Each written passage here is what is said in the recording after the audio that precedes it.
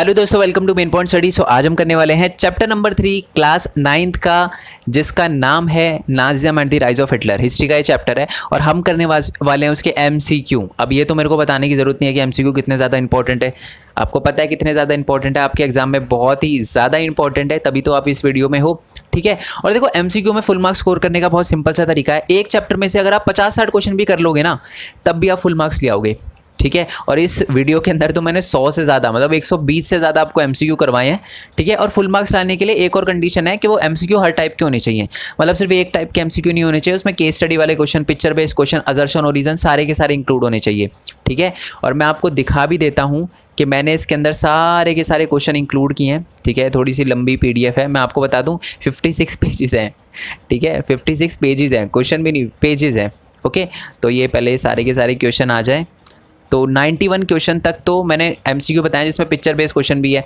ठीक है, और उसके बाद आपके असर्शन और रीज़न वाले क्वेश्चन स्टार्ट हो जाएंगे। ठीक है, मैंने जल्दी स्क्रॉल किया इसलिए आपको शायद पिक्चर बेस्ड क्वेश्चन जो है वो दिखे नहीं होंगे, है ना। तो ये असर्शन और रीज़न वाले क्वेश्चन है, और ये सारे के सारे क्वेश्चन मैं आपको पीडीएफ फॉर्मेट में देने वाला हूँ। मैं आपको बताऊँगा कि आप ये कैसे डाउनलोड कर सकते हो, फ्री है, डोंट वरी। ठीक है, तो वीडियो के बीच में ही आपको बताऊँगा, आपको पता चल जाएगा। ओके जी, चलो अब हम आ जाते हैं अपनी वीडियो पे और एमसीक्यू करना शुरू करते हैं। बट उससे पहले मैं आपको एक और बात बता दूं कि हमारा ना एक दूसरा भी चैनल है जिसका नाम है मेन पॉइंट टेक। बेसिकली वो अर्निंग से रिलेटेड चैनल है कि एक स्टूडेंट कैसे अर्न कर सकता है, आप ही के लिए वो चैनल है। क्योंकि बहुत सारे बच्चे मेरे से पूछते हैं कि सर हम अर्न कैसे कर सकते हैं, क्या हम 9th क्लास में, 10th क्लास में, 11th में, 12th में अर्न कर सकते हैं? बिल्कुल कर सकते हो। मैं आपको बता दूं बहुत सारे ऐसे बच्चे हैं जो 9th में ही पढ़ते हैं जिनकी अर्निंग मेरे से भी ज़्यादा है।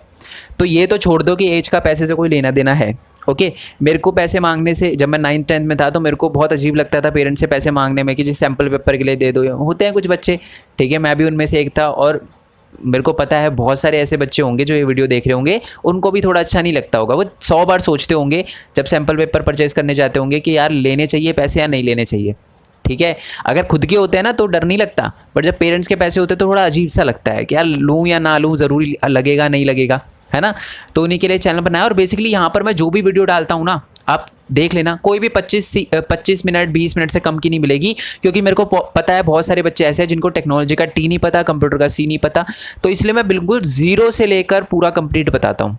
ठीक है, और साथ ही में मैं ऐसे नहीं करता कि किसी भी प्लेटफॉर्म के बारे में ऐसे बता दिया 2 मिनट में वीडियो बना के कि जाओ उससे अर्न कर लो, नहीं, बिल्कुल कंप्लीट सब कुछ बताता हूँ। और ऐसे प्लेटफॉर्म के बारे में बताता हूँ जिससे मैंने अर्न किया है। कुछ थंबनेल में आपको दिखा देता हूँ। ठीक है, जैसे मैंने जोमेटो के आईपीओ से 9000 रुपीज़ अर्न किए 1 घंटे के अंदर अंदर, बिल्कुल 1 घंटे के अंदर अंदर। अब इसका मतलब ये नहीं है मैं हर घंटे अर्न करता हूँ। ठीक है, और मज़े की बात आपको बताता हूँ, वो ये है कि मेरे फ़ोन में जोमेटो की ऐप तक नहीं है। मैंने आज तक जोमेटो से कुछ ऑर्डर नहीं किया, मेरा जोमेटो से कोई लेना देना नहीं है, फिर भी मैंने अर्न किया। वो आपको पता चल जाएगा जब आप ये वीडियो देखोगे। नेक्स्ट जो मैंने वीडियो बनाई है इसके अंदर कि आप फ़ोन से एनिमेशन वीडियो कैसे बना सकते हो। क्योंकि बहुत सारे ऐसे बच्चे हैं जो एनिमेशन मतलब यूट्यूब पे वीडियो डालना चाहते हैं बट अपना फेस शो नहीं करना चाहते। तो एनिमेशन वीडियो सबसे बढ़िया तरीका है, आपको फेस शो नहीं करना पड़ेगा इसमें।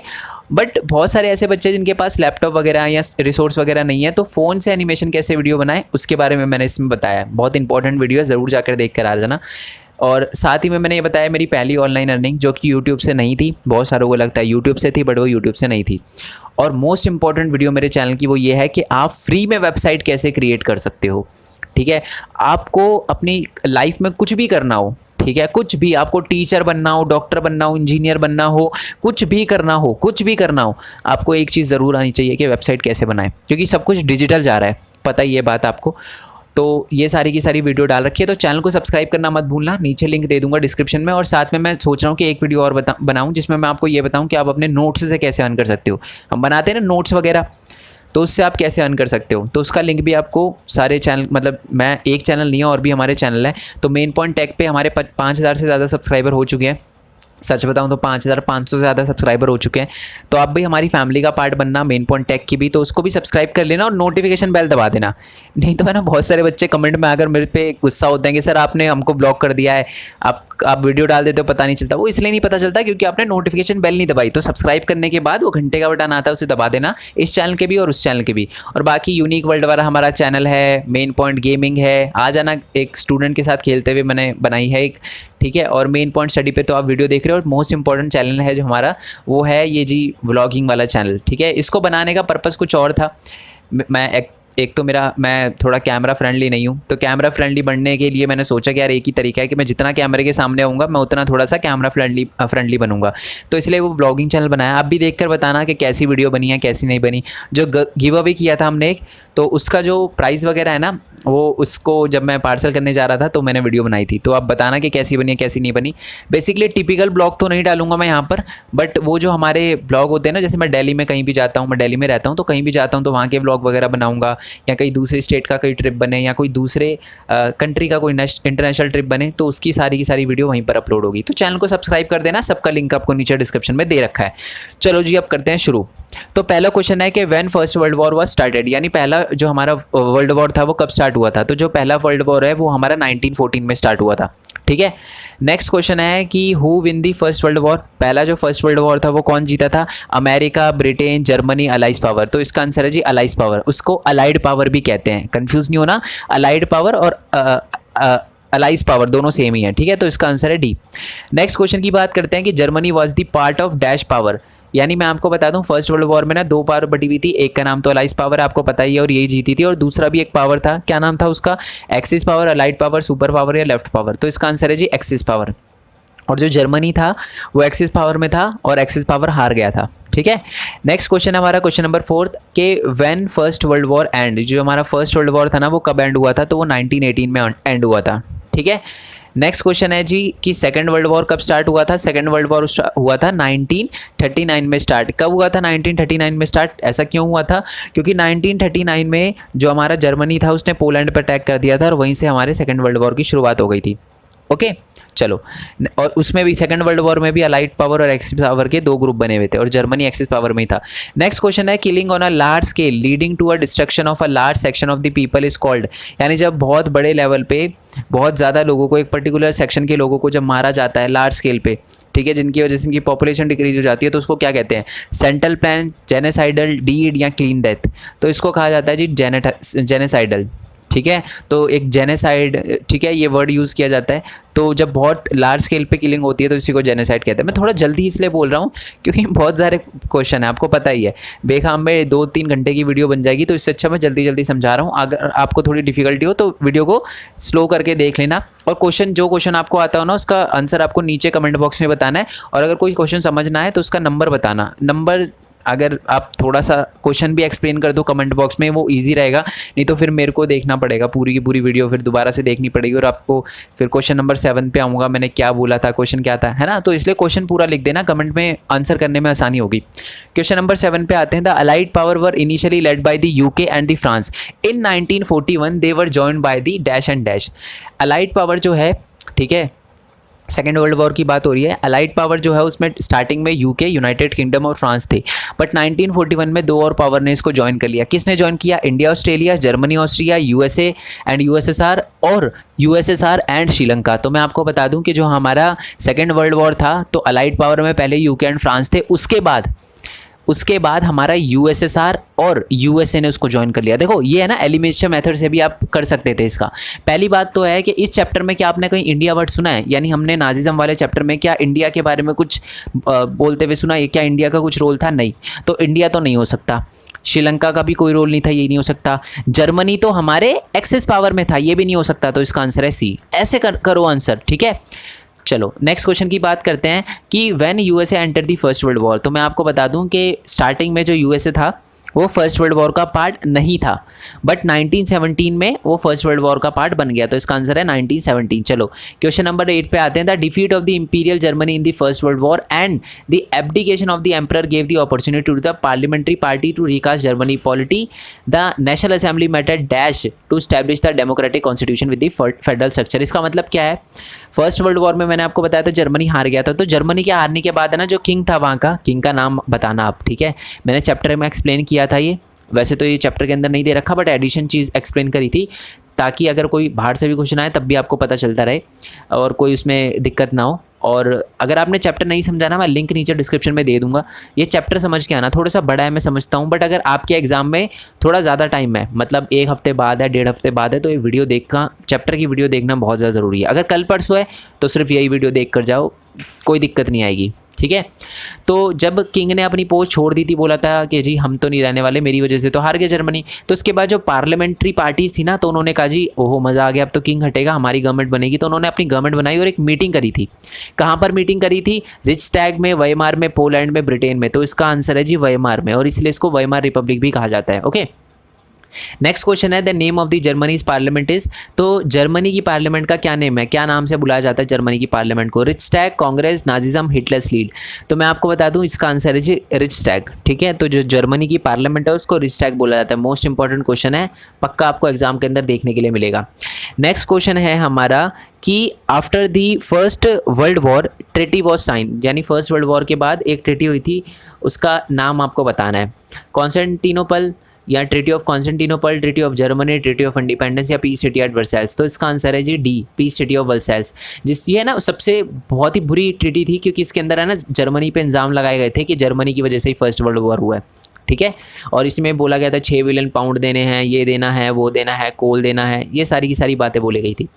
क्वेश्चन नंबर 12 की बात करते हैं, ये वही है जो हमारी पीस ट्रीटी थी ना, उसके अंदर वॉर गिल्ट के अकॉर्डिंग, यानी जो वॉर में नुकसान हुआ था ना, उसका ब्लेम डाल दिया गया जर्मनी पे, और जर्मनी को बोला कि आपको कंपनसेशन पे करना पड़ेगा। कितने बिलियन पाउंड का कंपनसेशन पे करना पड़ेगा? 5 billion, 6 billion, 2 billion, 10 billion.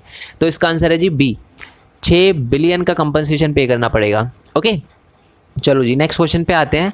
The allied आर्मीज occupied the resource rich dash for much of the 1920s। इसका मतलब दे रखा है कि फर्स्ट वर्ल्ड वॉर में जब हमारा जर्मनी हार गया था, तो बहुत सारा एरिया जो था वो जर्मनी का वो ऑक्यूपाई कर लिया गया था।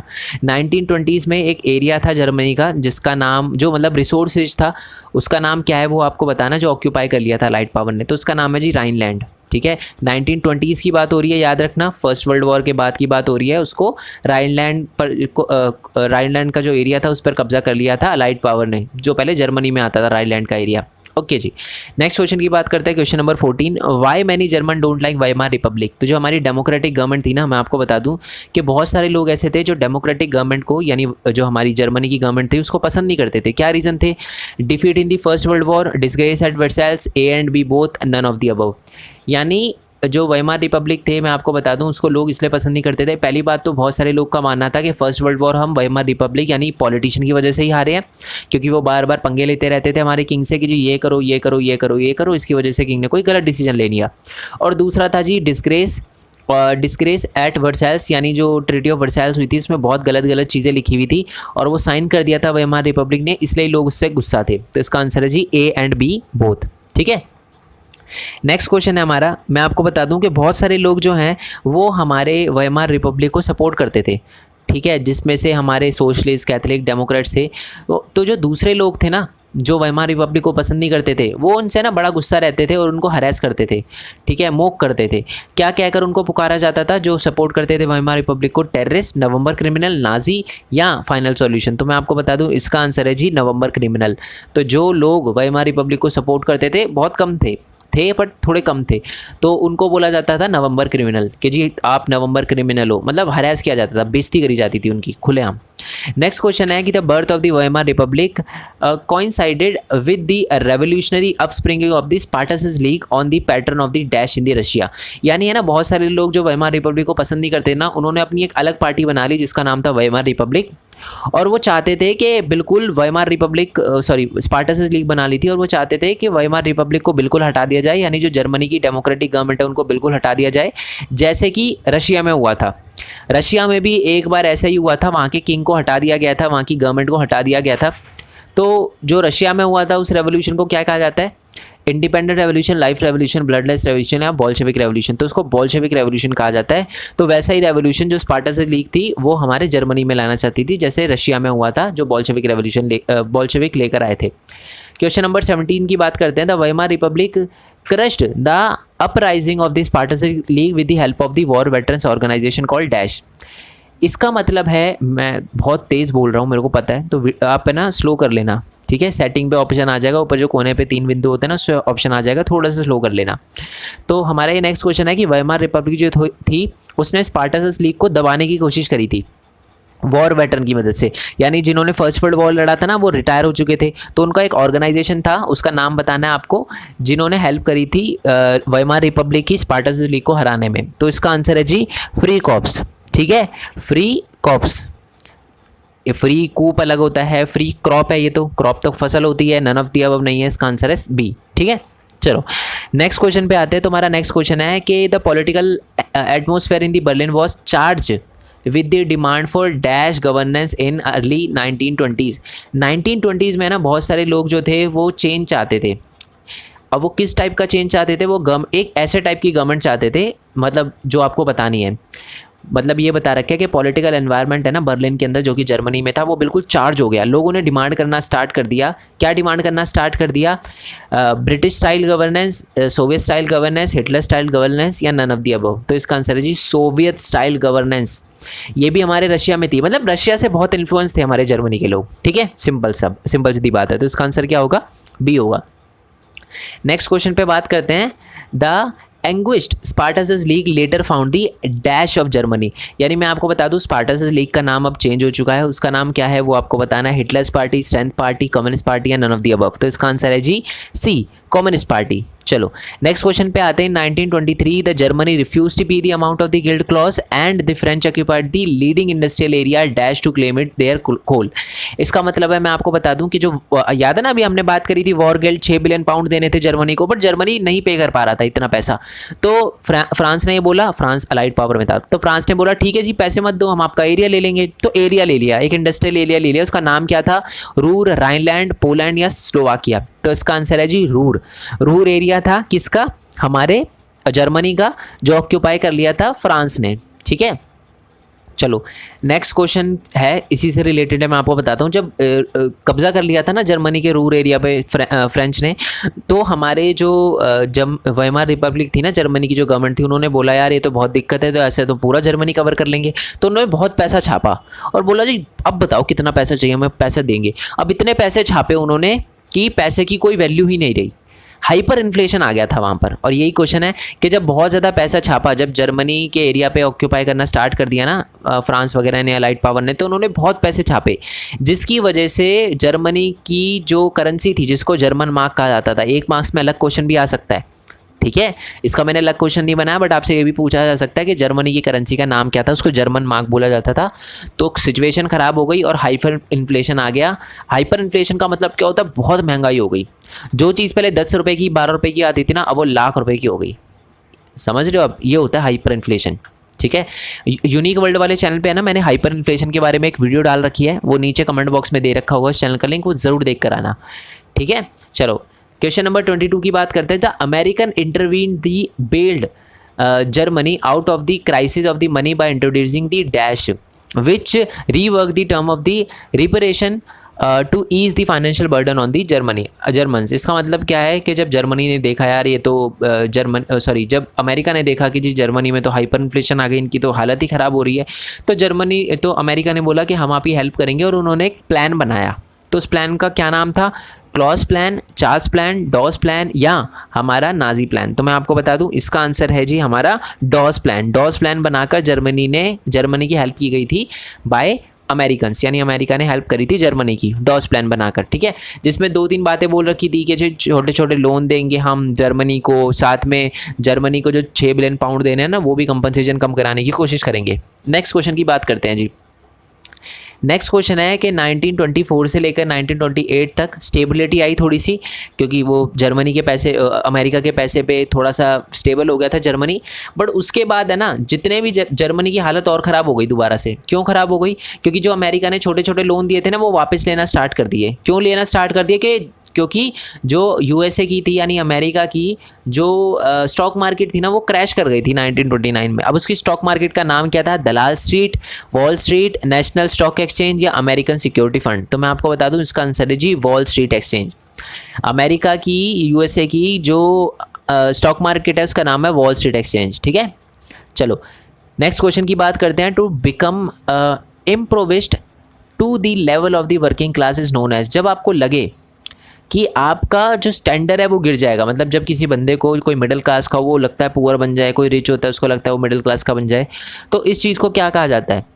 इसको कहा जाता है जी प्रोलेटेरियनाइजेशन, ठीक है। प्रोटीनाइजेशन नहीं कहा जाता, लेवल 0 नहीं कहा जाता, प्रोलिफिकेशन नहीं कहा जाता, इसको कहते हैं प्रोलेटेरियनाइजेशन, ठीक है। तो जर्मनी के अंदर है ना, जर्मनी के लोगों के अंदर प्रोलेटेरियनाइजेशन वाली फीलिंग आ गई थी, उनको लग रहा था कि उनका लेवल डिक्रीज हो जाएगा, ठीक है। इसका आंसर है जी ए, इंपॉर्टेंट डेफिनेशन है ये। नेक्स्ट, सारे क्वेश्चन इंपॉर्टेंट है यार, सारे क्वेश्चन इंपॉर्टेंट है। नेक्स्ट क्वेश्चन है कि वेयर हिटलर वॉज बॉर्न, जो हिटलर था वो कहाँ बॉर्न हुआ था, जर्मनी, ऑस्ट्रिया या हमारा ब्रिटेन, कहाँ पैदा हुआ था जी हमारा हिटलर। तो मैं आपको बता दूं जो हिटलर है वो ऑस्ट्रिया में पैदा हुआ था, ऑस्ट्रेलिया नहीं, ऑस्ट्रिया में पैदा हुआ था, जर्मनी के पास ही पड़ता है वो, तो जर्मनी के अंदर पैदा नहीं होता हमारा हिटलर, ठीक है। नेक्स्ट क्वेश्चन है जो हिटलर था वो कब पैदा हुआ था, तो हिटलर 1886 में पैदा हुआ था, 85 में, 1889 में या 1899 में, तो जो हिटलर है वो 1889 में पैदा हुआ था, इसका आंसर है सी।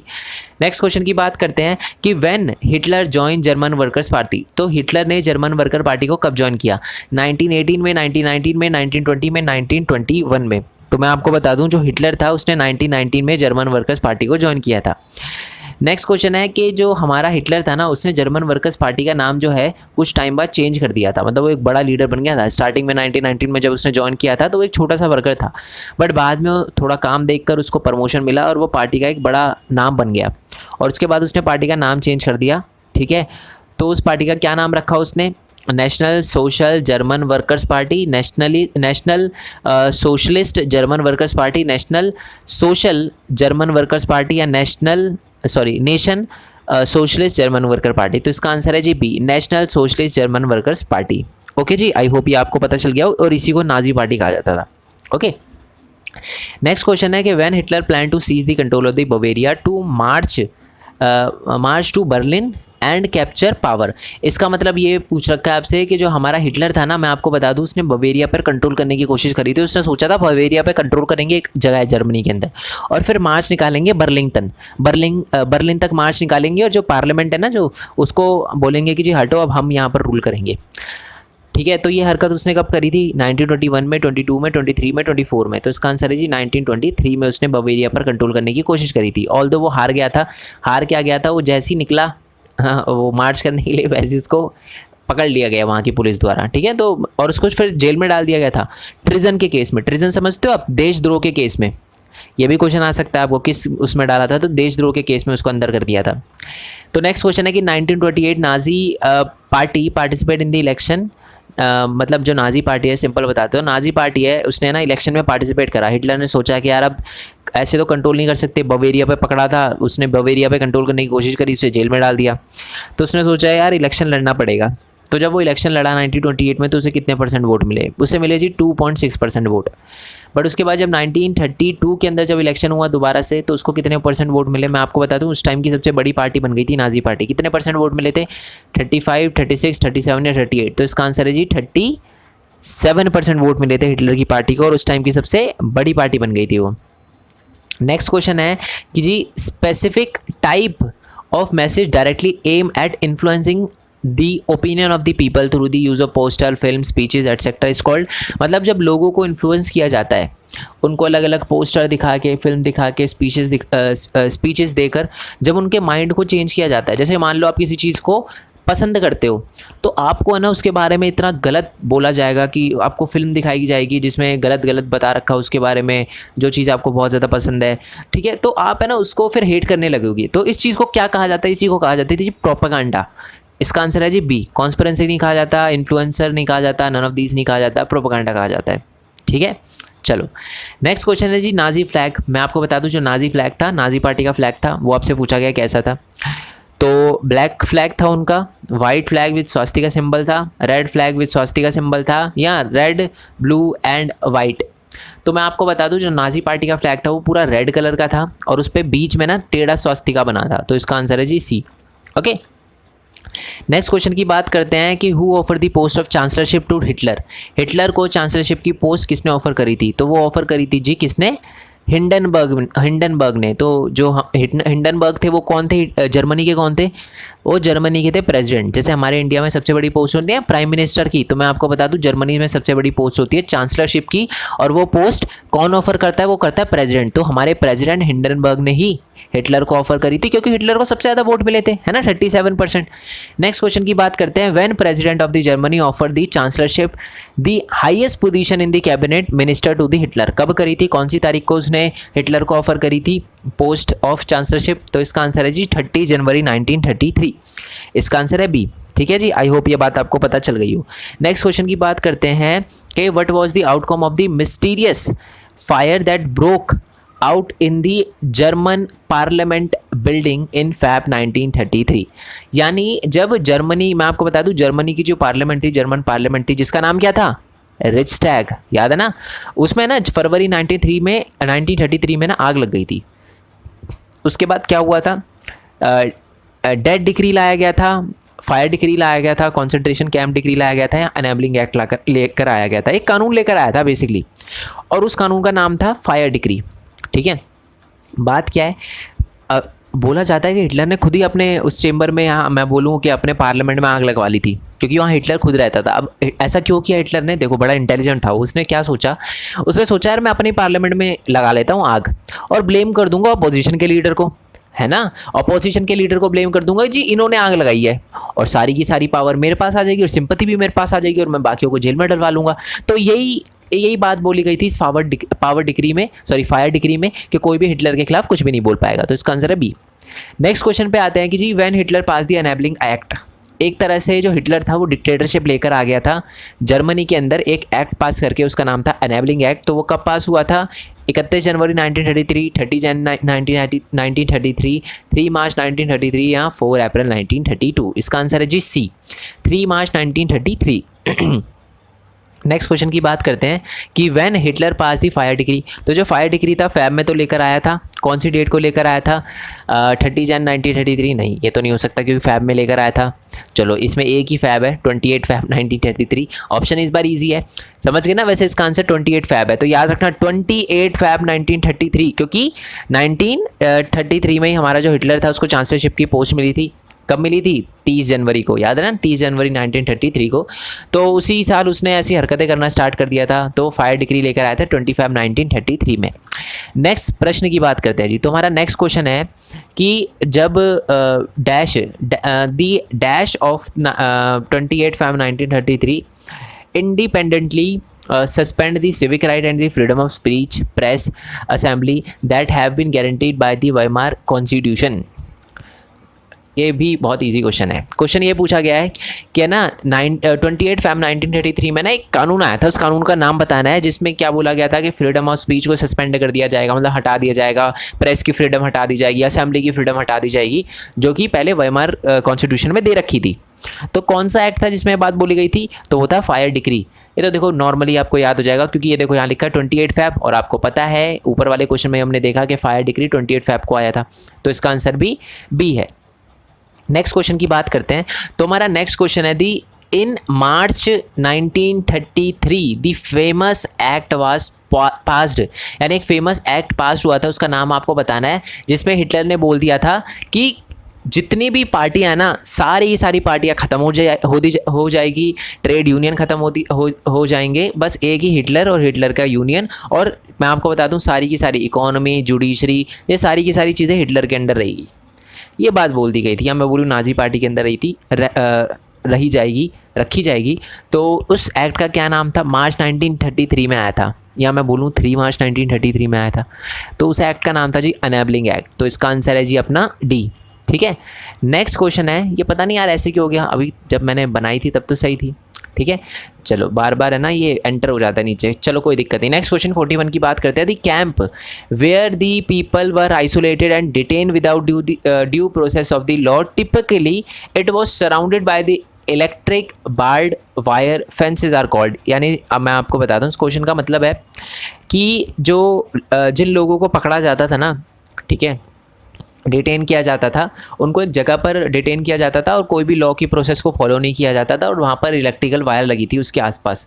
तो उस जगह को क्या कहा जाता था? Concentration camp, Gestapo camp, school camp, detaining camp. तो इसको कहा जाता था जी कंसंट्रेशन कैंप। ठीक है जी, तो इसका आंसर होगा ए। चलो जी नेक्स्ट क्वेश्चन की बात करते हैं। What is गस्टैपो? गस्टैपो क्या था? गस्टैपो एक एरिया था जर्मनी के अंदर। बी लिखा हुआ है कॉन्सेंट्रेशन कैंप था। सी नाजी पार्टी था या डी सीक्रेट स्टेट पुलिस थी? तो मैं आपको बता दूं कि जो गस्टैपो थी वो हिटलर ने बनाई थी। बहुत अलग अलग टाइप की उसने पुलिस बनाई थी, जिसमें से एक थी सीक्रेट स्टेट पुलिस, जिसको गस्टैपो बोला जाता था। याद रखना, इंपॉर्टेंट क्वेश्चन है। नेक्स्ट क्वेश्चन की बात करते हैं कि Hitler assigned the responsibility of the recovery to the economist dash. यानी मैं आपको बता दूं, हिटलर जो था वो बेशक एक डिक्टेटर था, बट उसे पता था यार जर्मनी की हालत सुधारना बहुत ज़्यादा इंपॉर्टेंट है, इसलिए उसने एक बंदे को हायर किया इकोनॉमिस्ट की पोस्ट के लिए। तो उसका नाम क्या था? हिंडनबर्ग, न्यूमंडनबर्ग, ठीक है, न्यूडनबर्ग, हाल्मार्शाक या ऑफ आर्मी। यानी इकोनॉमिस्ट, आर्मी के इकोनॉमिस्ट हायर किए थे।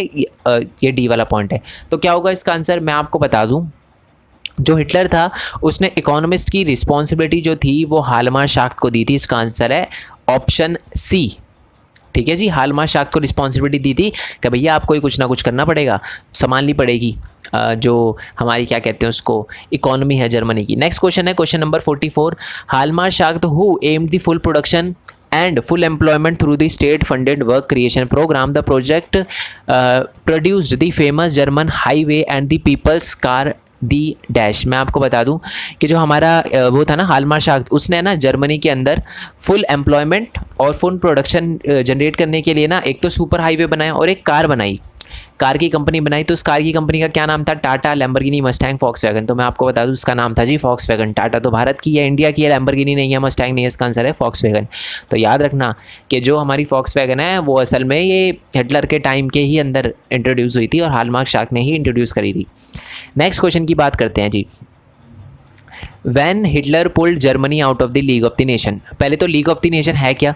फर्स्ट वर्ल्ड वॉर के बाद है ना, जब बहुत ज़्यादा खून खराबा हो गया तो सबने सोचा कि यार शांति ज़्यादा इंपॉर्टेंट है, तो एक लीग ऑफ नेशन बनाया जिसका काम था शांति फैलाना। 1920 में बनाया गया था ये, और कुछ टाइम तक जर्मनी इसका पार्ट रहा, फिर जर्मनी निकल गया।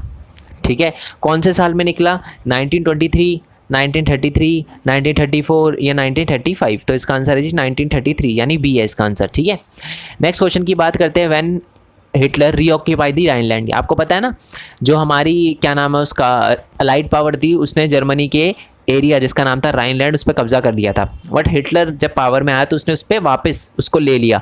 तो कौन से साल में लिया? 1934 में, 35 में, 36 में, 37 में? तो इसका आंसर है जी 1936। जो हमारा हिटलर था उसने दोबारा से रीऑक्यूपाई कर लिया था 1936 में। किसको? हमारे राइनलैंड को।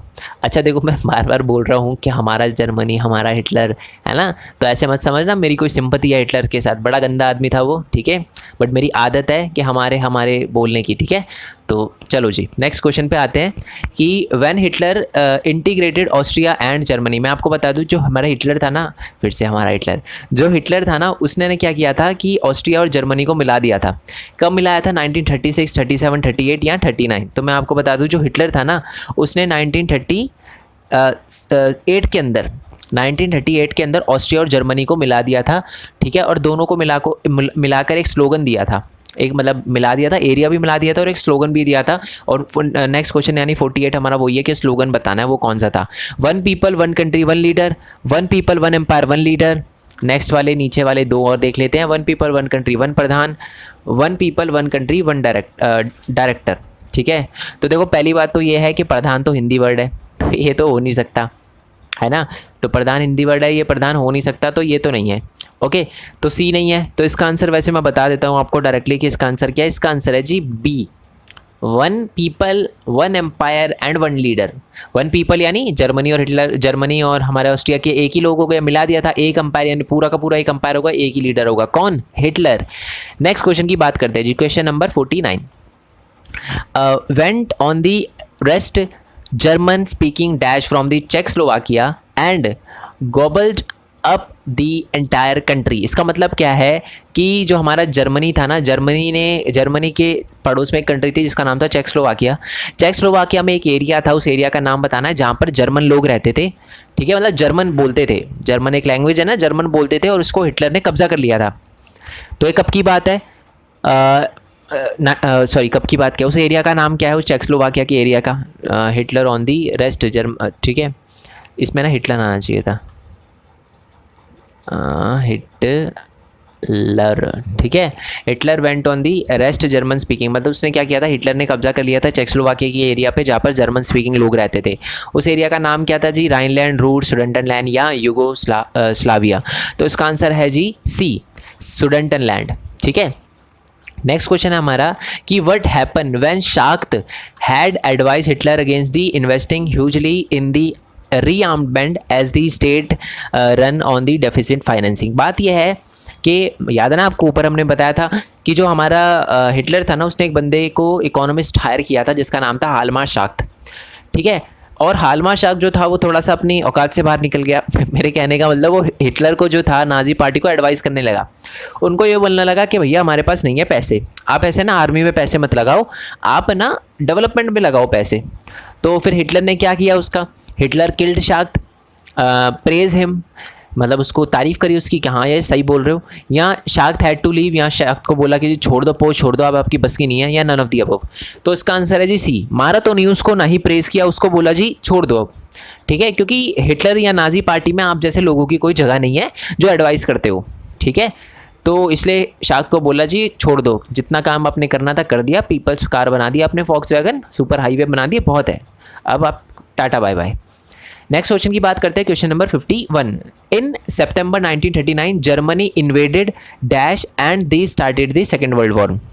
सितंबर 1939 में ना जर्मनी ने एक एरिया पे कब्जा कर लिया था, या अटैक कर दिया था, इन्वेड कर दिया था, तो उसकी वजह से सेकेंड वर्ल्ड वॉर स्टार्ट हो गया था। तो कौन से एरिया पे इन्वेड किया था, इंग्लैंड, युगोस्लाविया, इंडिया या पोलैंड। देखो इंडिया तो हो नहीं सकता क्योंकि इंडिया जो है वो बहुत दूर है जर्मनी से। ठीक है, पड़ोस वाली कंट्री कोई किया होगा, तो ए, बी या डी क्या होगा इसका आंसर, मैं आपको बता दूं डी है इसका आंसर। जैसे ही जर्मनी ने पोलैंड पे अटैक किया ना, वैसे ही सेकेंड वर्ल्ड वॉर स्टार्ट हो गया था। इसका आंसर है डी।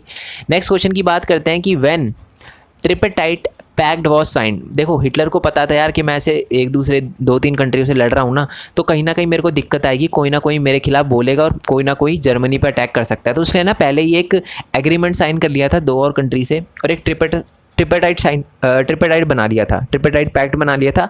एक तो वो जर्मनी खुद हो गया, एक जापान को मिला लिया उसने, और एक मिला लिया हमारे इटली को। तो ये ट्रिपेटाइट उसने कब साइन किया था, 39 में, 40 में, 50 में, 41 में। ठीक है, तो इसका आंसर है जी 1940 में उसने ट्रिपेटाइट साइन किया था। ओके, चलो नेक्स्ट क्वेश्चन की बात करते हैं। ट्रिपेटाइट जो था वो साइन किन किन कंट्री के बीच में हुआ था, India, Britain, Germany, Poland, America, France, Japan, Italy, Germany, Britain, France and Poland. देखो एक चीज़ तो पता है जी, जर्मनी तो पक्का है ही है, तो इसका आंसर अपना बी और डी तो नहीं हो सकता, क्योंकि ट्रिपेटाइट तो जर्मनी ने ही इनिशिएट करके साइन करवाया था। ये देखो ऊपर वाला क्वेश्चन यही था ना कि 1940 में हमारा ट्रिपेटाइट साइन हुआ था और जर्मनी ने ही करवाया था, हिटलर ने। तो इसमें जर्मनी नहीं है और इसमें जर्मनी नहीं है, तो ए और डी तो नहीं हो सकता, सी और डी, बी और डी तो नहीं हो सकता, या तो ए होगा या सी होगा, क्योंकि दोनों में जर्मनी है। तो देखो इंडिया ए पे लिखा है, तो इंडिया का तो कोई लेना देना है ही नहीं, जैसे हमने इस चैप्टर के अंदर देखा। तो इसका आंसर है जी सी। ट्रिपेटाइट जो था वो जापान, इटली और जर्मनी के अंडर साइन हुआ था, और ये मैं ऊपर वाले क्वेश्चन में वैसे ही एक्सप्लेन कर चुका था आपको। नेक्स्ट क्वेश्चन पे आते हैं। Hitler attack the Soviet Union in July. जो हिटलर था उसने सोवियत यूनियन पे अटैक किया जुलाई के अंदर। ठीक है, कब अटैक किया, जुलाई में, कौन सा साल था, तो मैं आपको बता दूं जो हिटलर था उसने सोवियत यूनियन पर 1941 में अटैक किया था, ट्रिपेटाइट बनाने के 1 साल बाद। नेक्स्ट क्वेश्चन की बात करते हैं कि Soviet army was known as. Soviet army को और किस नाम से जाना जाता था, हमारी green army, black army, red army या वाइट आर्मी। तो उसको मैं आपको बता दूं रेड आर्मी बोला जाता था। ठीक है, नेक्स्ट क्वेश्चन की बात करते हैं। Japan extended its support to the Hitler and bomb the US base at dash, the US enter the second world war. मैं आपको बता दूं कि ट्रिपेटाइट साइन किया था। अब है ना जर्मनी को थोड़ी दिक्कत आ रही थी, क्योंकि जो हमारा ब्रिटेन था और फ्रांस था वो जर्मनी पे अटैक कर रहे थे। बट है ना जर्मनी ने है ना जापान को ये बोला कि आप है ना इनकी टेंशन मत दो, एक ऐसी कंट्री है जो है ना सब कुछ पलट देती है अगर वो वर्ल्ड वॉर में आ गई, तो आप उसको डरा दो। तो जापान ने उसको डराने के लिए उसके एरिया पे बॉम्ब गिर दिए। उस एरिया का नाम क्या है, तो मैं आपको बता दूं, चलो उस कंट्री का नाम क्या है जिसको जर्मनी ने बोला था कि जापान को कि आप बम गिर दो इस पर या डरा दो उसे।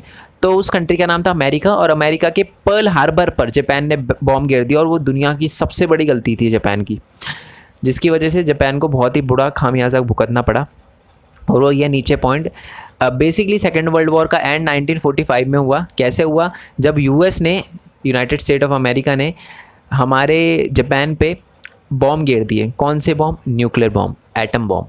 ठीक है, तो कौन से एरिया में घेरे थे बॉम्ब? तो नागासाकी में, हिरोशिमा में, टोक्यो में या केंतिका में? तो मैं आपको बता दूं इसका आंसर है बी। पहला बॉम्ब जो था वो हिरोशिमा में घेरा गया था, तो इसका आंसर हिरोशिमा। वैसे नागासाकी में भी घेरा गया था, सेकंड बार घेरा गया था। और एक मजे की बात बताऊं, उन बॉम्ब के नाम सुनोगे ना आपको बड़ा फनी लगेगा। एक का नाम था लिटिल बॉय और दूसरे का नाम था फैट मैन। ठीक है, जिसका नाम लिटिल बॉय था, ऐसा नहीं कि बहुत कम, आधा पूरा हिरोशिमा उड़ा दिया था इसने।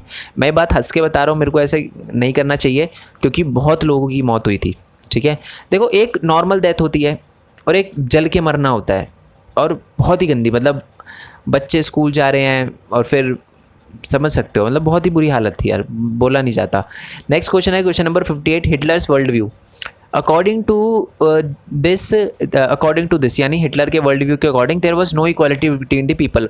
उसको लगता था कि कुछ लोग ऊपर है कुछ लोग नीचे हैं, वो रेशियल हायरार्की में बिलीव करता था। ठीक है, तो वो सबसे ऊपर किसको मानता था?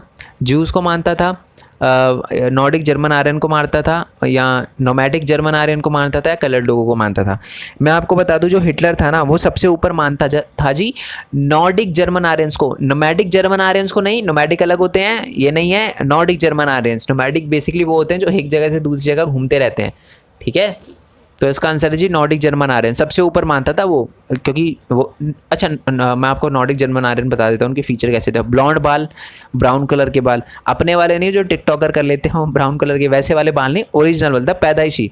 और उनकी ब्लू आइज़ होती है, लेंस वाली नहीं, रियल वाली। ठीक है, चलो।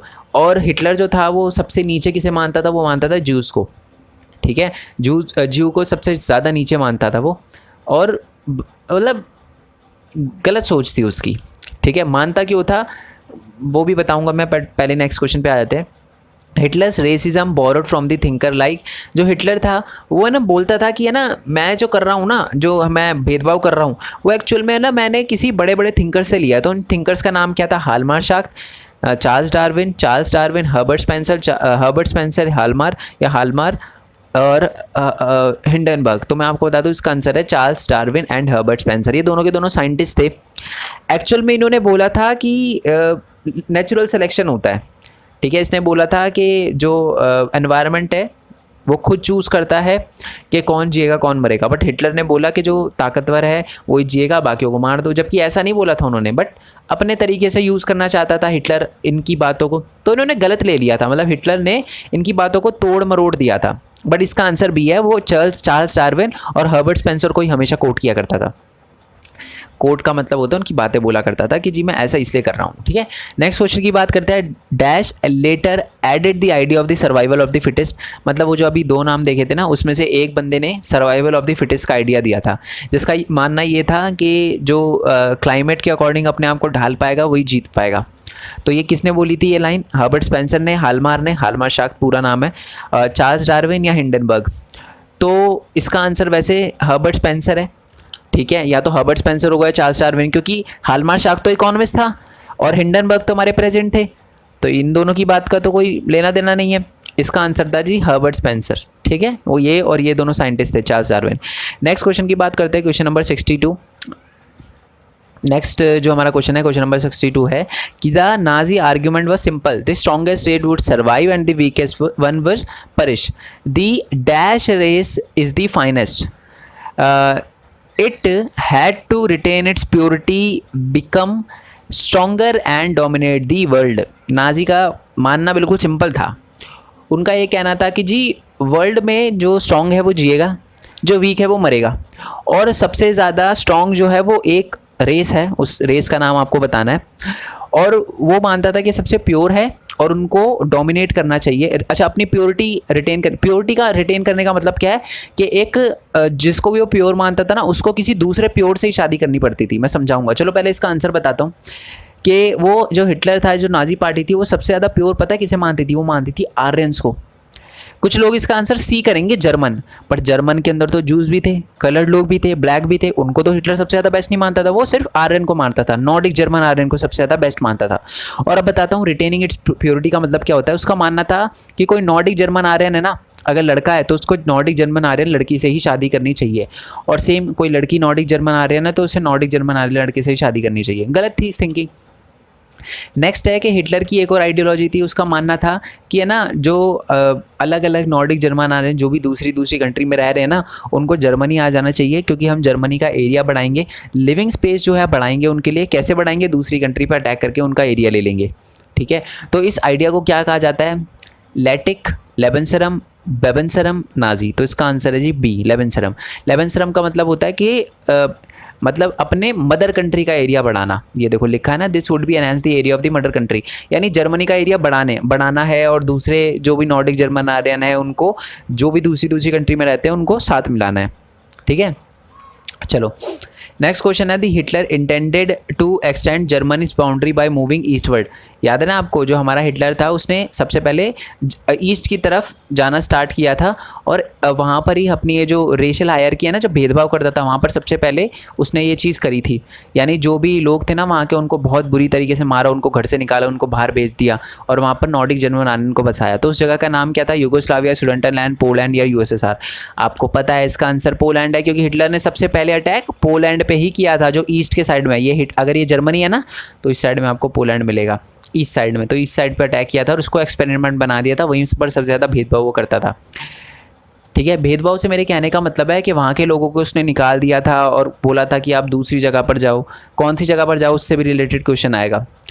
तो नेक्स्ट क्वेश्चन है, ब्लू आइज जो blonde hair, the feature of, जो ब्लू आइज थी और जो ब्लॉन्ड हेयर, गोल्डन कलर के हेयर थे, वो किसके फीचर थे? जो के अनडिज़ायरेबल लोगों के, वाइट के, नॉर्डिक जर्मन आर्यन के। तो इसका आंसर है नॉर्डिक जर्मन आर्यंस। मैंने आपको बताया था नॉर्डिक जर्मन आर्यंस की ब्लू आइज और गोल्डन हेयर होते थे। ब्लॉन्ड हेयर का मतलब गोल्डन हेयर होता है। नेक्स्ट क्वेश्चन है, क्वेश्चन नंबर 66, ब्लैक आई, ब्लैक हेयर और हुक्ड नोज। हुक्ड नोज क्या होता है पता है आपको? अगर आपने मेरी व्लॉगिंग वाली वीडियो देखी हो, और या आपने मेरा जो मेन पॉइंट टेक वाली वीडियो देखी हो जिसमें मेरा फेस दिखता हो बेसिकली, तो उसमें आपने देखा होगा मेरी हुक्ड नोज़ है। हुक्ड नोज़ का मतलब क्या होता है? थोड़ा सा बेंट, है ना? तो ऐसी, तो मैं वैसे जूस हूँ नहीं, जूस का मतलब होता है यहूदी। ठीक है, तो मैं यहूदी हूँ नहीं, मैं हिंदू हूँ, बट फिर भी मेरी हुक्ड नोज़ है। ठीक है, तो ये जस्ट, और ये ऐसा नहीं कि सबकी ही जूस की हुक्ड नोज़ होती थी, ये स्टीरियोटाइप करा जाता था। ठीक है, मतलब हमने सोच लिया कि जी इनकी हुक्ड नोज़ है, पक्का जूस है, तो ऐसे वाला। तो ये सिर्फ बुक के अंदर लिखा था इसलिए मैंने बताया, बट ऐसा है नहीं। ठीक है, हर बंदा अलग होता है, हर बंदे के फीचर अलग हो सकते हैं। स्टीरियोटाइप करना गलत बात होती है। ठीक है, जैसे समझा जाता है ना कि हर लड़की वीक होती है, या हर लड़का ज़रूरी है बहुत स्ट्रांग होना उसका ज़रूरी है, या लड़के रोते नहीं है, ये स्टीरियोटाइप होता है, गलत है ऐसे सोचना, है ना? तो बट स्टीरियोटाइप था जो जर्मनी के अंदर, वो यही था, जिसके ब्लैक बाल हैं, ब्लैक हेयर हैं और हुड नोज है, वो जूस है। तो इसका आंसर है ए। ठीक है, चलो नेक्स्ट क्वेश्चन की बात करते हैं। Sinti and Roma was the two such community of dash.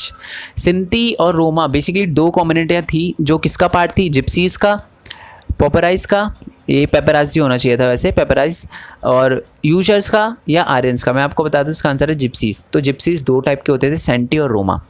ये बुक के अंदर दे रखा है, मैंने कहा था ना बुक की एक लाइन से एमसीक्यू बना रखा है मैंने आपके लिए, कुछ भी छोड़ने नहीं दूंगा मैं आपको। नेक्स्ट क्वेश्चन की बात करते हैं कि money lender charging excessive interest often use the term age of abuse is known as, मतलब है ना, बहुत सारे पुराने ज़माने में, हिटलर के टाइम से भी पहले की बात हो रही है यहाँ पर, कुछ मनी लैंडर होते थे जो पैसे देते थे और बहुत ज़्यादा इंटरेस्ट लेते थे, तो उनको क्या कहा जाता था? जिप्सीज, पेपराइज या पेपराजी, यूजर्स या आर्यंस। तो इसका आंसर है यूजर्स। यूजर्स बोला जाता था बेसिकली। यहाँ पर है ना, हिटलर पता है किसको बोल रहा है? यूजर्स, ये जूस को बोल रहा है। हिटलर बोलता था कि जो जूस थे ना वो गंदे लोग थे, क्योंकि वो क्या करते थे, ज़्यादा इंटरेस्ट वगैरह लेते थे। ये सही है गलत है देखो ये नहीं है, बट हिटलर ऐसा मानता था कि यूजर जो हुआ करते थे वो ज़्यादा पैसे लेते थे, गलत लोग थे, ये सारी की सारी चीज़ें। नेक्स्ट क्वेश्चन की बात करते हैं कि much of the north western Poland was annexed to Germany, मतलब जो नॉर्थ वेस्ट वाला एरिया था ना उस पर जर्मनी ने कब्जा कर लिया था, और जर्मनी के लोगों को जो पोलैंड का जो नॉर्थ वेस्ट वाला एरिया था उस पर जर्मनी ने कब्जा कर लिया था, और जो वहाँ पर पोलिश लोग रहते थे ना उनको बोला था कि आप दूसरे एरिया में जाओ, और उस एरिया का नाम क्या था जहाँ पर उनको भेजा जाता था? इसमें लिखा है हर्डल लाइक कैटल, मतलब भेड़ बकरियों की तरह चरा के उनको दूसरी जगह भेजा जाता था। उसका नाम क्या था जहाँ भेजा जाता था? कॉन्सेंट्रेशन कैंप, जनरल गवर्नमेंट, पेपराइज या हमारी पोलिश जेल। तो इसका आंसर है जी बी। बी है इसका आंसर, जनरल गवर्नमेंट। ठीक है, जनरल गवर्नमेंट की तरफ उनको भेजा जाता था।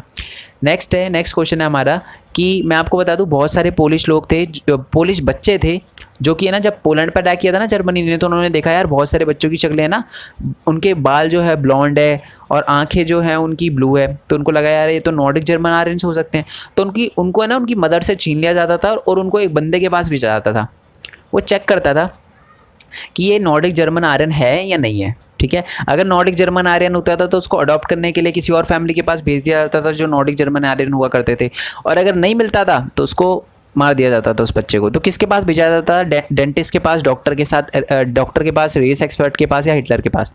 तो मैं आपको बताऊं कि जो हमारे पोलिश बच्चों को पकड़ के किसके पास ले जाया जाता था? रेस एक्सपर्ट के पास ले जाता था। वो चेक करता था कि इसकी रेस जो है वो हमारी नॉर्डिक जर्मन आर्यन है या नहीं है। ठीक है, नेक्स्ट क्वेश्चन की बात करते हैं कि सिनॉक्स क्या होता है। ठीक है, तो मैं आपको बता दूं जहाँ पर जू जो होते हैं ना, हमारे जूस लोग जो होते हैं वो जहाँ पूजा करते हैं, जैसे मंदिर होता है ना, मस्जिद होता है, गुरुद्वारा होता है ना, मठ होते हैं, तो ये सारे के सारे होते हैं। सिनॉक्स का नाम आपने इसलिए नहीं, वैसे ऐसा नहीं है इंडिया में जूस नहीं है, ये बात आपको शायद ना पता हो, इंडिया में बहुत सारे जूस रहते हैं। बहुत सारे तो नहीं बोलने चाहिए, बहुत ही कम लोग रहते हैं, बहुत ही ज़्यादा कम रहते हैं। तो उनका जो प्लेस होता है ना जहाँ पर वो पूजा करते हैं उनको बोला जाता है सिनॉक्स। ठीक है, चलो नेक्स्ट क्वेश्चन की बात करते हैं कि what is the meaning of the sign, यानी ये वाला जो साइन है इसका क्या मतलब है? The sign declare that the south sea bathing resort is free of Hitler, या free of Jews, free of hate, या फ्री ऑफ आयरन। बाकी सब सेम है इसलिए मैंने फ्री वाला बोल दिया। तो मैं आपको बता दूं ये जो आपको दिख रहा है ना, ये कुछ जर्मन में ही लिखा है, तो बेसिकली इसका मतलब है कि जो हमारा सी है, कौन सा सी है? नॉर्थ सी है ना, वहाँ पर आप नहा सकते हो क्योंकि यहाँ पर ये फ्री ऑफ जूस है, यहाँ पर कोई जूस नहीं है। मतलब इतना हेट क्रिएट कर दिया जूस के लिए कि बंदे अब नहाना भी नहीं चाहते थे, मतलब बीच पे उनके साथ बैठना भी नहीं चाहते थे, ये वाला। तो इसका आंसर है जी बी। नेक्स्ट क्वेश्चन की बात करते हैं, क्वेश्चन नंबर 73 है हमारा कि dash was introduce to satisfy Nazi idea race, यानी मैं आपको बता दूं नाजी पार्टी ने एक जो नया सब्जेक्ट है वो इंट्रोड्यूस किया ताकि वो लोगों को रेस बता सके। जो उसकी आइडियोलॉजी थी ना कि ये बेस्ट है, ये वाले लोग ख़राब हैं, जूस ख़राब हैं, ठीक है, नॉर्डिक जर्मन आर्यन बेस्ट है। तो वो किस सब्जेक्ट में पढ़ाया जाता था? सोशल साइंस में, रेशल साइंस में, हमारे हिटलर साइंस में, या गुड मैनर। तो मैं आपको बता दूं जो हिटलर ने एक नया, या नाजी पार्टी ने एक नया सब्जेक्ट इंट्रोड्यूस किया था ना, उसका नाम था जी रेशल साइंस। ठीक है, नेक्स्ट क्वेश्चन की बात करते हैं कि youth organisation were made responsible for educating German youth in the dash, यानी एक यूथ ऑर्गेनाइजेशन था, बहुत सारे यूथ ऑर्गेनाइजेशन थे जहाँ पर है ना बच्चों को क्या सिखाया जाता था वो आपको बताना है। वॉयलेंस सिखाया जाता था, the spirit of nationalism, socialism, national socialism सिखाया जाता था, सोशलिज्म सिखाया जाता था, या नन ऑफ दीज। तो इसका आंसर है जी वहाँ पर जो भी यूथ ऑर्गेनाइजेशन थे ना, वहाँ पर the spirit of national socialism, मतलब देशभक्ति की भावना वाला है ना, वो समझाया जाता था, ये सारी की सारी चीज़ें। नेक्स्ट याद मैं अभी बताऊंगा, डोंट वरी, ये पीडीएफ वगैरह आपको कहाँ से मिलेगी, जल्दी बताने वाला हूँ मैं, पहले एक बार सारे क्वेश्चन कंप्लीट हो जाए क्योंकि वीडियो में समझना बहुत इंपॉर्टेंट है। नेक्स्ट क्वेश्चन है हमारा कि Nazi youth groups for the children below 14 year age is called, यानी 14 साल से जो कम बच्चे होते थे ना उनको एक नाजी यूथ ऑर्गेनाइजेशन में भेजा जाता था, उसका नाम क्या था? Hitler's organisation, youth league, Jungvolk, या अपना अनडिजायरेबल। तो इसका आंसर है जी सी। ठीक है, 10 से 14 से कम साल के बच्चे ना उनको जॉन्ग बॉक्स में भेजा जाता था। नेक्स्ट क्वेश्चन है कि जी अनडिजायरेबल कौन होते थे? कम्युनिस्ट, जूस, जिप्सी, या ऑल ऑफ दी अबव। तो मैं आपको बता दूं जो अनडिजायरेबल थे ना वो सारे के सारे लोग को अनडिजायरेबल मानता था हिटलर। किस किस को? हमारे कम्युनिस्ट को भी, जूस को भी, जिप्सीज को भी, और मतलब सबको मानता था वो, यानी जिनको मारने लायक मानता था कि इनको मार देना चाहिए। The youth league of the Nazi was found in, यानी जो नाजी पार्टी थी ना, नाजी पार्टी जो यूथ लीग थी, नाजी पार्टी की एक यूथ लीग थी, तो वो कब फाउंड हुई थी? 1920 में, 21 में, 22 में, या 23 में? तो इसका आंसर है 1922 में। ठीक है, जो हमारी यूथ लीग थी नाजी की वो कब आई थी, कब फाउंड हुई थी? वो 1922 में फाउंड हुई थी। ओके, नेक्स्ट क्वेश्चन है हमारा कि हिटलर ने ना एक बार कहा था कि मेरी स्टेट के अंदर mother is the most important citizen, तो उसने बात कब बोली थी? 1930 में, 31 में, 32 में, 33 में? तो मैं आपको बता दूं हिटलर ने ये बात बोली थी 1933 में। ऑब्वियस ही बात है, ये तीनों में तो वो लीडर था ही नहीं, 1933 में लीडर बनाया, तो 1933 है इसका आंसर। लीडर बनने के बाद ही तो वो बोलेगा ना, तो इसका आंसर 1933 है। तो कॉमन सेंस भी लगाना है आपको। नेक्स्ट क्वेश्चन की बात करते हैं। हिटलर है ना एनकरेज करता था वुमेंस को, या मैं कहूँ जो नॉर्डिक आर्यन लेडी होती थी उनको एनकरेज करता था कि आपको बच्चे पैदा करने हैं ज़्यादा से ज़्यादा, pure blooded Nordic German Aryan पैदा करने हैं। और जो 4 बच्चे पैदा करती थी उनके लिए अलग अवार्ड था, जो 8 बच्चे, जो 6 बच्चे या 8 से ज़्यादा करते थे उनके लिए अलग अलग अवार्ड था, है ना। मतलब पॉपुलेशन बढ़ाने के लिए वो क्या कर रहा था देखो। तो जो 4 बच्चे पैदा करती थी जो लेडी, उनको क्या मिलता था, कौन सा क्रॉस मिलता था, gold cross, bronze cross, platinum cross या हमारा वाइट क्रॉस। तो मैं आपको बता दूं उनको मिलता था जी ब्रॉन्ज क्रॉस, ब्रॉन्ज कलर का होता था एक क्रॉस, वो उनको एज अ गिफ्ट मिलता था, ठीक है। और बहुत सारी चीज़ें, हॉस्पिटल की फैसिलिटी वगैरह भी फ्री रखता था वो। जिनके 8 या 8 से ज़्यादा बच्चे होते थे उनको मिलता था जी गोल्ड क्रॉस मिलता था। और जिनके कितने सिल्वर वाले जो थे, मतलब जिनको सिल्वर क्रॉस मिलता था, वो कितने बच्चे पैदा करने पड़ते थे, उनको 6 बच्चे पैदा करना पड़ते थे सिल्वर क्रॉस लेने के लिए, ठीक है। नेक्स्ट क्वेश्चन है, ये पूछा जा सकता है इसलिए मैंने आपको बता दिया। Nazi never use the word killing और murder in their official communication, dash was use for the mass killing. मैं आपको बता दूं हिटलर जो था, ये जो नाजी पार्टी थी ना, वो बहुत इंटेलिजेंट थे। वो ऐसे किल वर्ड और मर्डर वर्ड का यूज़ नहीं करते थे, वो अलग अलग चीज़ों का यूज़ करते थे। अलग अलग वर्ड जो बहुत चिलिंग वर्ड है, नॉर्मल वर्ड है, उनका यूज़ करते थे। तो मास किलिंग की जगह वो कौन से वर्ड का यूज़ करते थे, सल्यूट, स्पेशल ट्रीटमेंट, बूया या इवैक्यूएशन। बूया तो नहीं हो सकता, ये तो फ्री फायर में जब कोई जीतता है तो बूया आता है, ठीक है। तो वही है, वो आप देख लेना, मैंने भी 2-3 बार बूया कर रखा है। मेन पॉइंट गेमिंग पे वीडियो आपको मिल जाएगी, लिंक नीचे डिस्क्रिप्शन में दे रखा है। वैसे इसका आंसर है जी स्पेशल ट्रीटमेंट, ठीक है। देखो कितना अजीब सा वर्ड है इसमें, देखो मास किलिंग है, मास किलिंग की जगह स्पेशल ट्रीटमेंट वर्ड यूज़ कर रहा है, मतलब कितना ख़राब है। नेक्स्ट क्वेश्चन की बात करते हैं जी। तो हमारा नेक्स्ट क्वेश्चन है, Nazi never use the word, वही है किल और मर्डर का यूज़ नहीं करते थे। तो जब लोगों को गैस चेंबर में भेजने के लिए वो किस वर्ड का यूज़ करते थे, सल्यूट, स्पेशल ट्रीटमेंट, बूया या इवैक्यूएशन। तो इसका आंसर भी हमारा इवैक्यूएशन ही है, ठीक है। मतलब इवैक्यूएशन वर्ड का यूज़ करते थे वो जब लोगों को गैस चेंबर में ले जाया जाता था। एक्चुअल में इवैक्यूएशन वर्ड का मतलब पता है क्या होता है, लोगों को सेफ बाहर निकालना। ये तो मारने के लिए भेज रहा है हिटलर या नाजी पार्टी। नेक्स्ट क्वेश्चन की बात करते हैं कि gas chamber was labelled as, gas chamber को किस नाम से जाना जाता था, disinfection, final solution, killing booth या डिसइंफेक्शन एरिया। तो मैं आपको बता दूं कि जो हमारा गैस चेंबर था उसको डिसइंफेक्शन एरिया के नाम से जाना जाता था।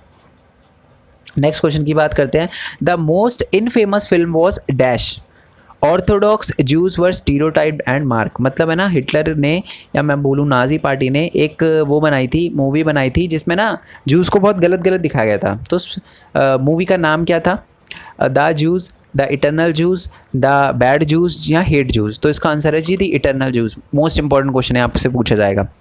नेक्स्ट क्वेश्चन की बात करते हैं कि who was the author of the Third Reich of Dreams. एक बुक थी थर्ड रीच ऑफ ड्रीम्स, वो उसका ऑथर कौन था, Marxist, Karl Marx, Charles Barrett या चार्लेट बैरेट।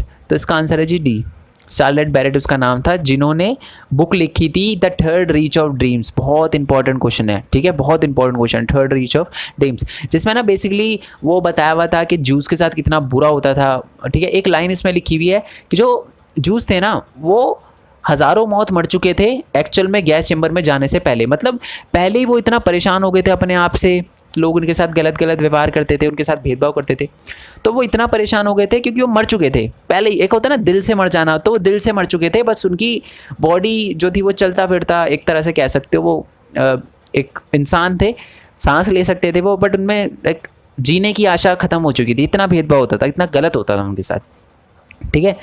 तो जो चार्लेट बैरेट थे उन्होंने कौन सी बुक लिखी थी, अलग से भी आ सकता है आपको क्वेश्चन, तो यही है थर्ड रीच ऑफ ड्रीम्स, उन्होंने बुक लिखी थी। नेक्स्ट क्वेश्चन है कि जो जूस थे वांटेड दी वर्ल्ड। अच्छा मैं आपको बता दूं, जो जूस थे वो चाहते हैं कि ज़्यादा से ज़्यादा लोग जो हैं उनके बारे में जाने क्यों, मतलब जो उनके साथ गलत हुआ उसके बारे में जाने। और वो है ना इस नाजी किलिंग ऑपरेशन को अपन एक नाम से बुलाते हैं, तो उसको क्या कहा जाता है, नाजी किलिंग ऑपरेशन को वो उन्होंने अपना एक वर्ड इंट्रोड्यूस किया है, तो उसका क्या मतलब है, क्राइम, होलोकॉस्ट, फाइनल डेड या स्टोरी। तो इसका सैड स्टोरी। तो मैं आपको बता दूं होलोकॉस्ट वर्ड का यूज़ किया जाता है नाजी किलिंग ऑपरेशन के लिए, ठीक है। नेक्स्ट क्वेश्चन है जी, हिटलर का पूरा नाम क्या था, अडोल्फ हिटलर, अडोल्फ हिटलर, इसे है ना ऑल्फ हिटलर कर लेते हैं, ठीक है, ऑल्फ हिटलर या नन ऑफ दी अबव। तो इसका आंसर है जी अडोल्फ हिटलर, पूरा नाम हिटलर का अडोल्फ हिटलर था। अब आ जाओ जी हमारे असर्शन और रीज़न पे, ठीक है, बहुत इंपॉर्टेंट है ये, समझ लो, दिक्कत सारी खत्म हो जाएगी। पहले तो असर्शन और रीज़न को अटेम्प्ट करने का तरीका क्या होता है, पहले तो आपको दोनों लाइन इंडिविजुअली चेक करनी होती है। अगर आपका असर्शन सही है, मान लो दोनों, पहले मानते हैं दोनों ही गलत है, दोनों ही गलत है तो क्या होगा आंसर, बोथ आर रॉन्ग, ठीक है। अगर आपका असर्शन सही है, रीज़न गलत है, असर्शन के सामने जो लाइन लिखी है वो सही है और रीज़न गलत है तो assertion is true, reason is wrong. और अगर उल्टा है, मान लो असर्शन गलत है, रीज़न सही है, तो assertion is wrong, reason is correct.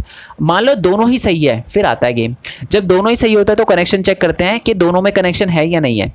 अगर दोनों में कनेक्शन निकल जाता है तो आपको लिखना है कि assertion and reason both are true but the reason is not correct explanation of assertion, ठीक है।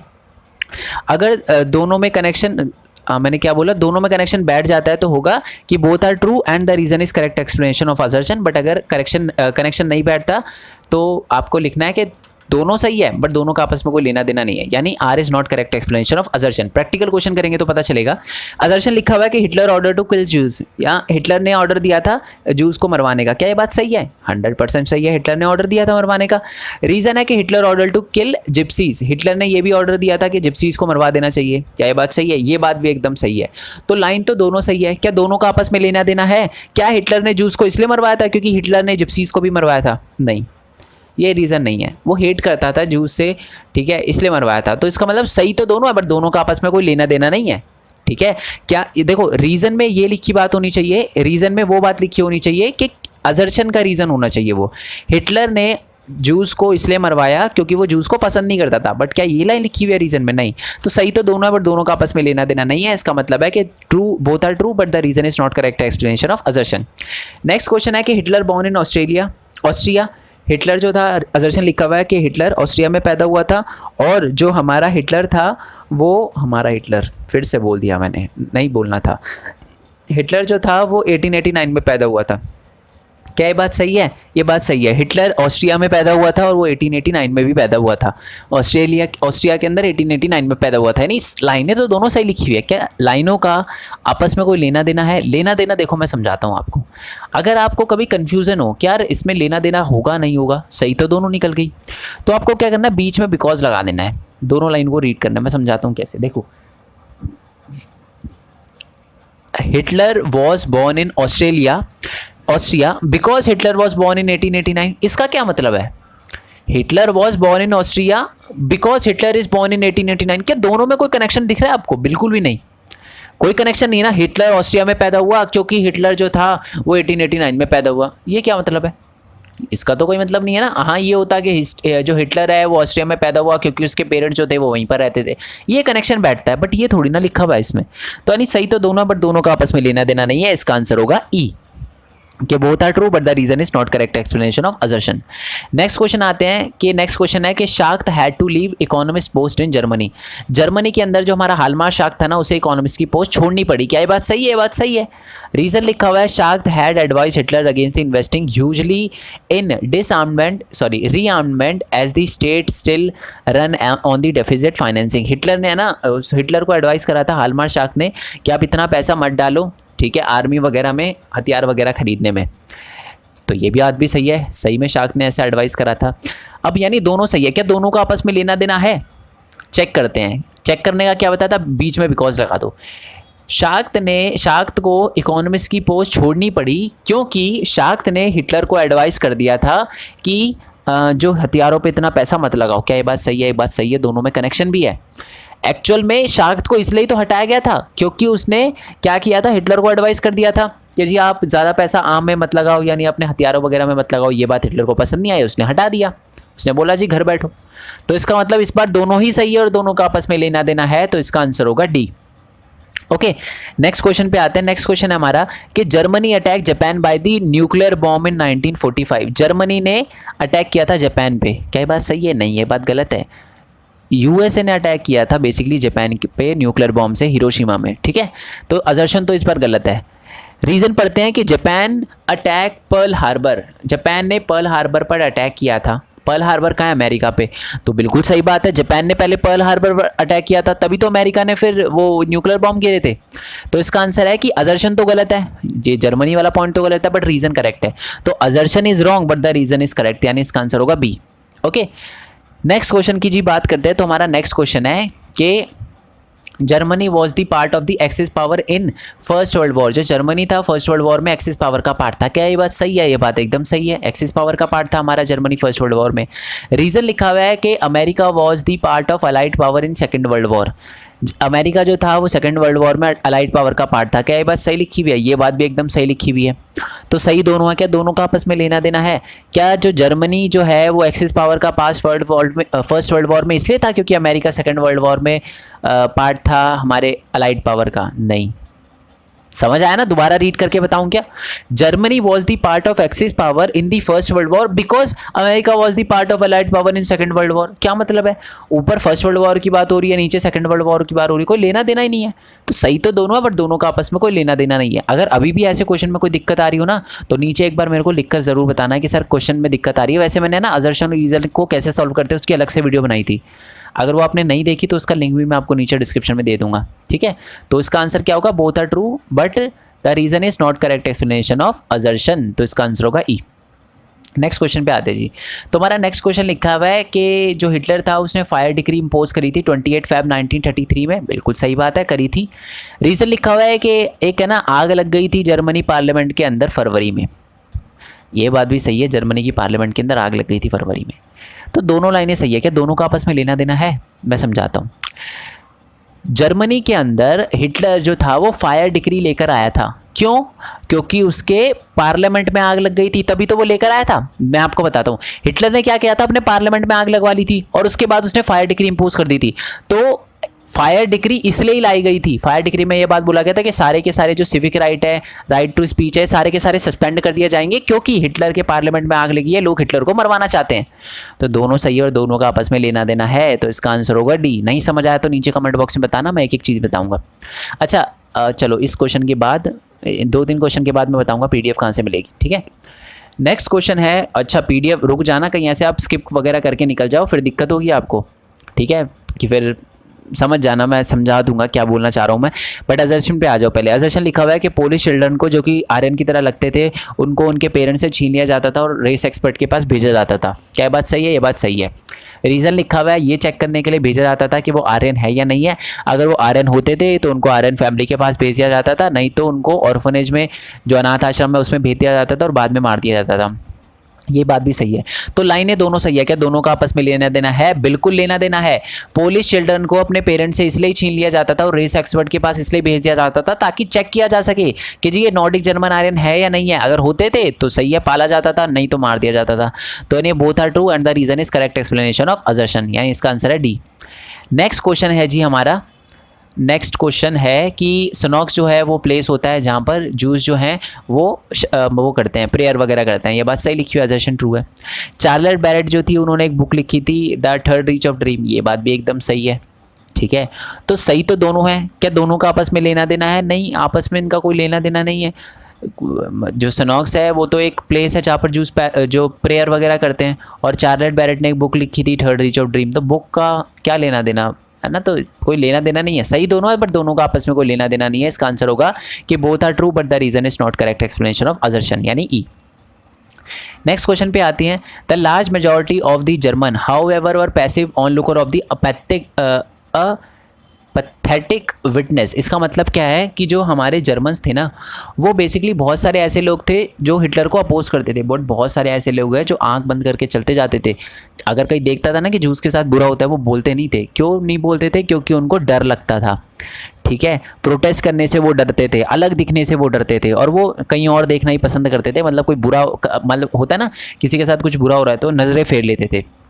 तो क्या दोनों सही है? दोनों सही है। दोनों का आपस में लेना देना है, साफ दिख रहा है। जो मैंने बोला ना, देखो यही पहला ही वर्ड लिखा हुआ है, दे वर टू स्केयर टू एक्ट। वो डरते थे एक्ट करने से, कुछ गलत होता था तो वो देखने से मतलब आंख फेर लेते थे अपनी। तो दोनों सही और दोनों का आपस में लेना देना है, यानी इसका आंसर होगा डी।